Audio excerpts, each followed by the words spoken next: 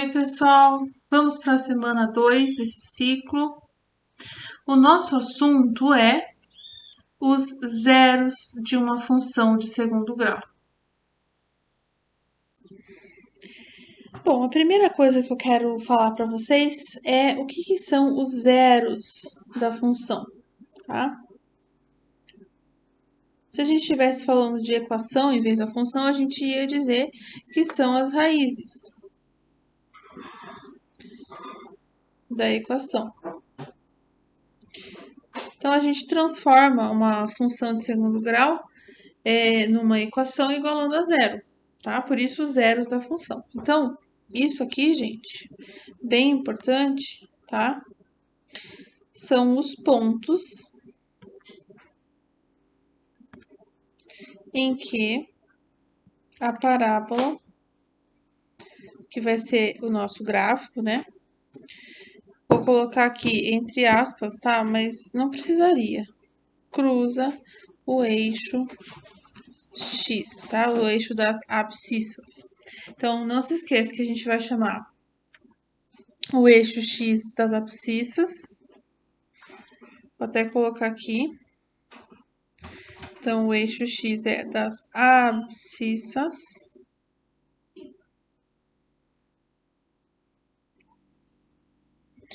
Na verdade, aqui, né? Esqueci de um S. E aqui o eixo Y vai ser sempre o eixo das ordenadas. Tá? Então, o que é os pontos em que a parábola cruza o eixo X? Se a gente tem uma parábola assim, por exemplo, né? Com a concavidade para cima, tá aqui, ó. Bem o ponto que ela cruza o eixo X. Se a gente tem uma parábola que está com a concavidade para baixo, também ela vai ter dois pontos de cruzamento. Pode acontecer, tá? De você ter uma parábola que está Opa, desculpa.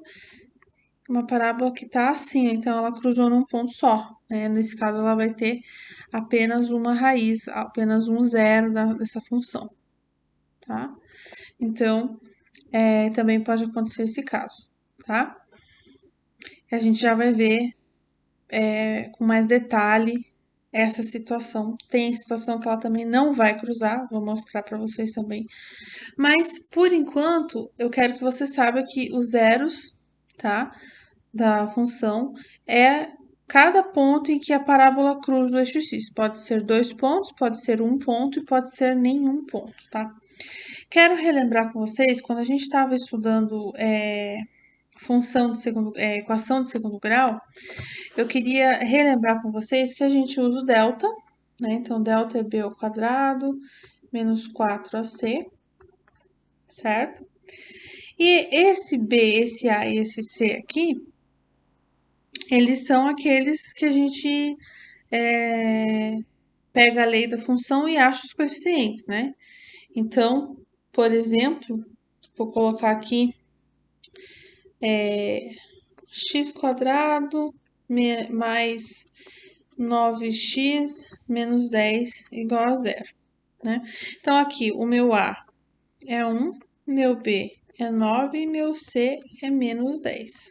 Então, eu vou colocar o delta aqui e vou substituir B por 9, menos 4 vezes 1, que é o meu A, e menos 10, que é o C.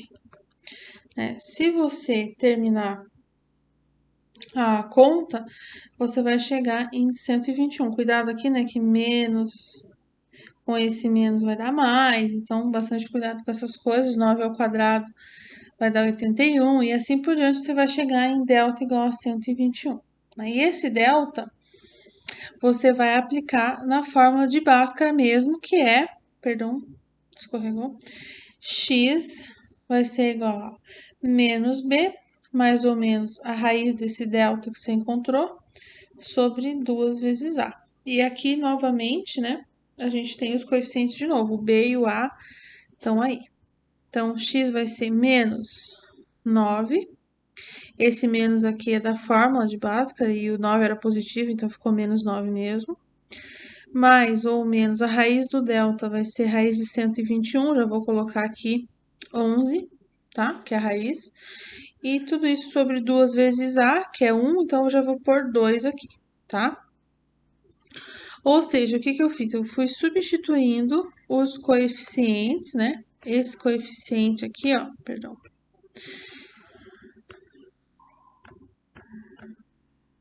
Esse coeficiente, opa, apagou aqui. Esse coeficiente aqui, ó, ele foi substituído aqui, né? Então, por 1. Aqui também, então aqui ficou esse vezes 1 aqui que não apareceu, né? Aí depois, esse coeficiente B aqui, ele foi substituído aqui, aqui, e daí agora aqui, certo? E esse coeficiente C aqui, né? Ele foi substituído aqui, tá? Aqui no delta, então, ele foi usado aqui no delta, então na Bhaskara ele não aparece porque ele já tá aqui dentro do delta, né? Mas ele foi utilizado. Aqui eu vou colocar vezes 1, né? Para vocês não se perderem. E aí aqui eu vou tirar menos 9 mais 11 divididos por 2, ou menos 9 menos 11 divididos por 2, né? Então, um eu uso o mais, o outro eu uso o menos. Por isso que fica esse mais ou menos aqui, né? E aí aqui eu tiro as minhas conclusões. Devo 9, tenho 11, eu vou ficar com 3. Opa, 3 não, né? 2, perdão.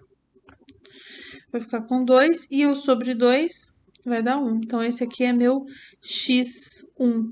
Eu coloco 1 porque foi o primeiro, que é um índice, né? E aqui vou ficar com menos 9 menos 11, menos 20 divididos por 2 vai dar menos 10. Esse aqui é meu x2. Então, tenho essas minhas duas respostas aqui. Por que que eu tenho duas respostas? Porque é uma equação de segundo grau, o x é ao quadrado, então eu vou ter duas soluções, tá? Esses pontos aqui, ó, esse aqui é o x, então eu venho aqui e faço x1 e 0, a coordenada em y tem que ser 0 para marcar esse ponto, ó. Então, aqui x1 e 0. No nosso caso, então, vai ser menos 10 e 0. E aqui 1 e 0. Tem que colocar y igual a 0 aqui no par ordenado, tá? Para eu ir lá marcar. Aí, o que aconteceu aqui, ó, é que esses pontos ali, ó, para esse exemplo que eu dei aqui, lembra que eu falei que vai cruzar o eixo? Ele vai cruzar nesses lugares aqui. Então, esse meu gráfico, ele vai ficar mais ou menos assim. Vou fazer um esboço aqui, ó. Eixo Y, eixo X, tá? A concavidade é para cima, porque o A é positivo, então eu já sei que a minha parábola vai ser assim para cima, né? E sei que o x1 é 1, então vai cruzar mais ou menos aqui, né? E menos 10, então vai cruzar mais ou menos aqui. Tô fazendo, né, no olho, gente. Então eu sei que a minha parábola vai ser assim, certo? E isso é bem importante você saber. Esboço, tá? Deixa eu deixar bem claro que isso é só um esboço. Eu tenho vários outros elementos aqui que eu poderia marcar esse ponto mais baixo aqui, poderia marcar o ponto que cruza com o eixo Y, tá? Eu não vou fazer isso agora porque eu quero focar nos zeros da função, tá? Então, até agora você já sabe que a concavidade vai ser para cima, porque o A é positivo, então depende do vértice do coeficiente A, desculpa, do coeficiente A. Eu já falei isso para vocês na semana passada. E agora você sabe em que pontos que cruza o X, que são exatamente essa coordenada aqui e 0, né, para dar um ponto. E sempre a coordenada em X é o X1 e o X2 que você encontra por meio de Bhaskara, tá? E tem algo muito especial, muito importante aqui, deixa eu passar para o lado aqui, que é o discriminante. Deixa eu melhorar a letra aqui que tá difícil. Discriminante delta, tá? Esse aqui a gente pode escrever esse triângulo assim, ou mesmo delta, tá? Por que que ele é um discriminante? Porque ele vai fazer diferença entre as funções. Então, se uma função tem o delta maior que zero, ou seja, ele é positivo, que nem aconteceu ali no exemplo que eu dei agora, né? Eu sei que eu vou ter duas raízes reais. Ou seja, o, a parábola vai cruzar o eixo x duas vezes, né? Isso é, a parábola vai cruzar o eixo x duas vezes. Duas vezes, por quê? Porque eu tenho duas. Opa, apaguei sem querer. Porque eu tenho duas raízes reais, tá? Isso se o delta for positivo, tá? Que é uma opção. Se o meu delta for negativo,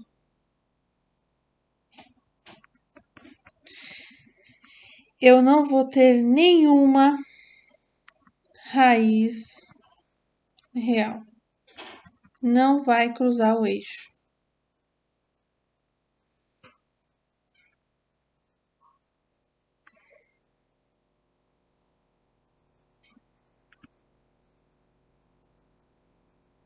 Não vai haver cruzamento com o eixo x, nenhuma vez, tá? Então, é como se ficasse... Eu vou fazer depois com outra cor. E aqui, se o meu delta for igual a zero, ele não é nem positivo nem negativo, né? Ele é igual a zero, vai ter uma raiz real. Ou seja, a parábola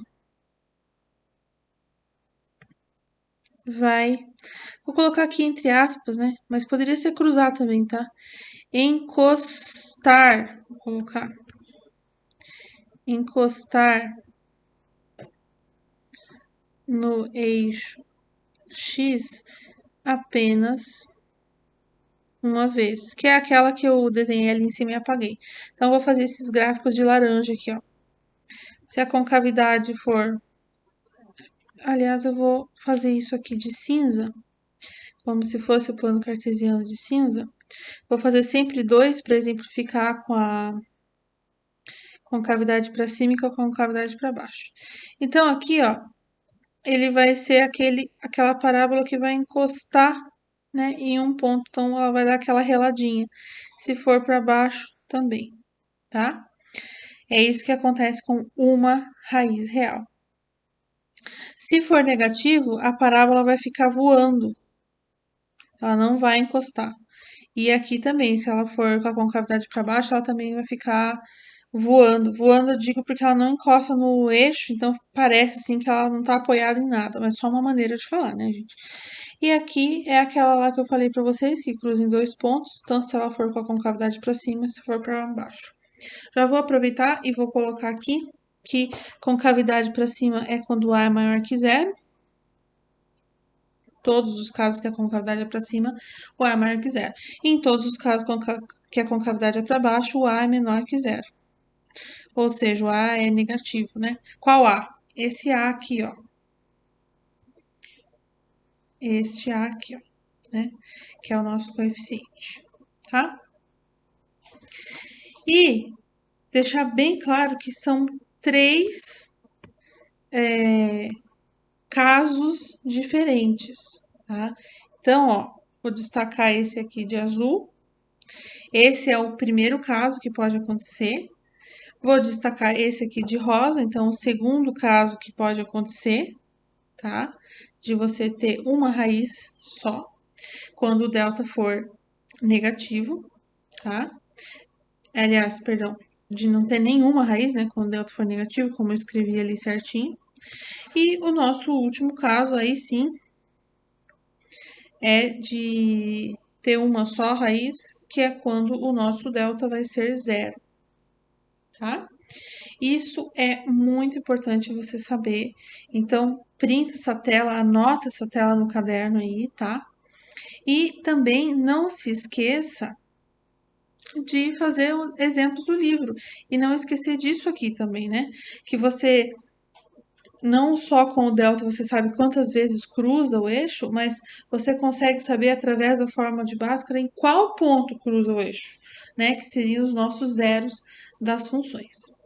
Gente, por hoje é isso. A aula não demorou muito, mas tem bastante coisa para você ver, né? Então, faça os exercícios lá do livro para treinar. Até semana que vem. Tchau.